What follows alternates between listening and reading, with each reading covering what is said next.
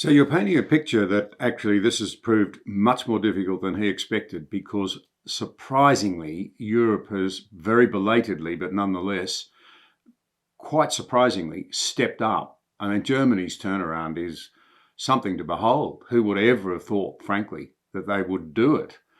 But am I hearing you say that he will probably succeed in the Ukraine, but that his broader objectives of putting much more together after that and somehow prospering from it now looks pretty blunted?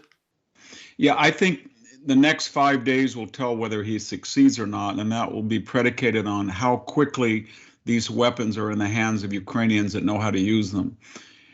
I think it wouldn't be an exaggeration to say that the world's supply of Javelin missiles and American shoulder-fired anti-missile uh, shooters are now on the way to Ukraine. I think that all of the NATO countries, the United States, probably you in Australia, you're emptying your stocks and you're pouring everything in there. It's up to 15,000, I think, javelins, and they're so expensive that a lot of these countries don't have a lot of them.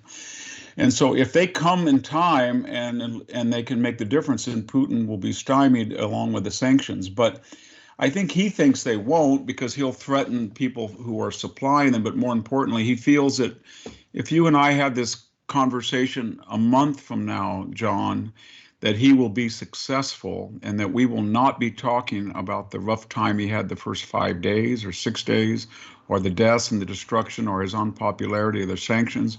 But he, in his calculus, he will be thinking, they'll say, oh my God, Vladimir Putin in the 21st century just swallowed an entire country. And he did it in less than 3 weeks. And what are we going to do? Because he's got his eye on the Baltic states.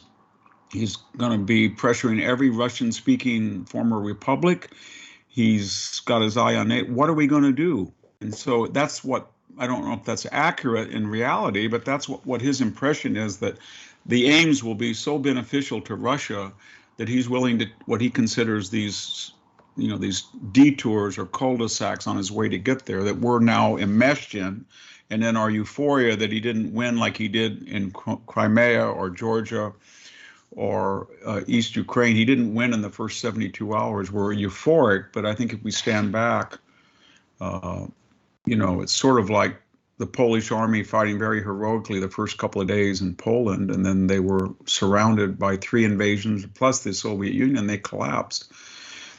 And so I am cautiously optimistic, but when I hear people, some of my colleagues say, Putin will be disgraced, he's embarrassed, he's broke, there'll be a coup of an oligarch, a general will come in, they'll remove him, or there'll be millions in the streets of Russia.